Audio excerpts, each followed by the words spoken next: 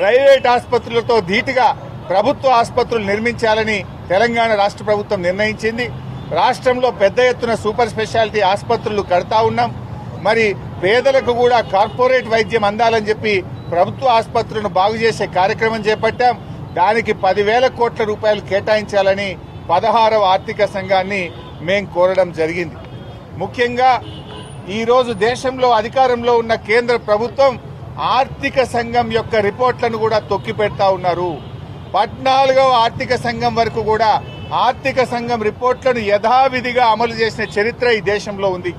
మొదటిసారిగా 15వ ఆర్థిక సంఘం నివేదికను కేంద్ర ప్రభుత్వం పిక్ అండ్ చూజ్ లాగా ఇష్టమున్నవి చేసిండ్రు, ఇష్టం లేని చేయలేదు. తెలంగాణ రాష్ట్రానికి స్పెషల్ గ్రాంట్ కింద మరి 723 కోట్లు, సెక్టర్ స్పెసిఫిక్ కింద 2,350 కోట్లు, స్టేట్ స్పెసిఫిక్ కింద 3,024 కోట్లు, 6,097 కోట్లు ఇవ్వాలని 15వ ఆర్థిక సంఘం చెప్పినా తెలంగాణకు ఒక్క పైసా ఇవ్వకుండా ఇవాళ కేంద్ర ప్రభుత్వం అన్యాయం చేసింది. ఆర్థిక సంఘం యొక్క నివేదికను అమలు చేయకపోవడం అంటే ఇది రాజ్యాంగ ఉల్లంఘన, ఇది కాన్స్టిట్యూషనల్ బ్రీచ్ అనే విషయాన్ని కూడా 16వ ఆర్థిక సంఘం దృష్టికి తీసుకుపోయాం. తెలంగాణ పట్ల ఈరోజు కేంద్ర ప్రభుత్వం మరి ప్రదర్శిస్తున్న కక్షపూరిత వైఖరిని, తెలంగాణకు చేస్తున్న అన్యాయాన్ని 16వ ఆర్థిక సంఘం దృష్టికి తీసుకుపోయే ప్రయత్నం కూడా చేశాం.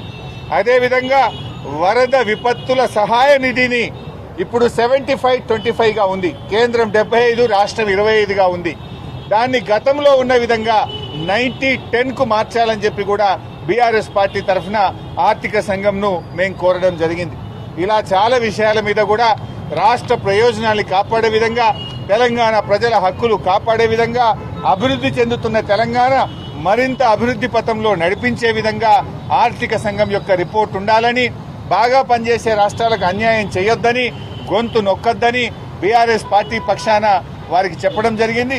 వ్రాతపూర్వకంగా కూడా మా మెమోరాండం కూడా ఇచ్చాం. ఆ మెమోరాండం కాపీని కూడా మీ అందరితో షేర్ చేస్తాం. అంటే ఇది ఒక పెద్ద జోక్. ప్రతిపక్షానికి బీఏసీ ఇవ్వడం అనేది ఉంటుంది, ప్రతిపక్షానికి పబ్లిక్ అకౌంట్స్ కమిటీ ఇవ్వడం అనేది ఆనవాయితీ. అరకపూడి గాంధీ గారిని కాంగ్రెస్ పార్టీలో చేర్చుకున్నారు కదా, మీరే కండువా కప్పింది కదా. అంటే కాంగ్రెస్ పార్టీని పీఏసీ చైర్మన్ గా చేయడం అంటే ఈ రాష్ట్రంలో ప్రజాస్వామ్యాన్ని ఖూనీ చేస్తున్నారు. ఇలా రాహుల్ గాంధీ గారు చేతిలో రాజ్యాంగాన్ని పట్టుకొని నీతి వ్యాఖ్యలు చెప్తున్నావు కదా, నీ నీతి వ్యాఖ్యలన్నీ డొల్ల. రాహుల్ గాంధీ మాటలన్నీ నీటి మూటలు. రాహుల్ గాంధీ గారు, మీకేమన్నా నీ చేతిలో పట్టుకున్న కాన్స్టిట్యూషన్ మీద గౌరవం ఉంటే తక్షణమే నీ ముఖ్యమంత్రి రేవంత్ రెడ్డిని ఆదేశించు. కేంద్రంలో ఇదే పీఏసీ ఎవరు తీసుకున్నారు? కేసీ వేణుగోపాల్. కాంగ్రెస్ పార్టీ రాష్ట్రాల ఇన్ఛార్జ్ ఎవరైతే ఉన్నారో కేసీ వేణుగోపాల్ పీఏసీ అధ్యక్షుడు ఉన్నారు. మీరు ఎవరికి ఇచ్చిండ్రు? బీఆర్ఎస్ నుంచి కాంగ్రెస్ లో చేరినటువంటి అరకపూడి గాంధీకి పీఏసీ ఇవ్వడం అంటే రాజ్యాంగాన్ని నిట్ట నిలువున పట్ట పగలు ఖూనీ చేయడం.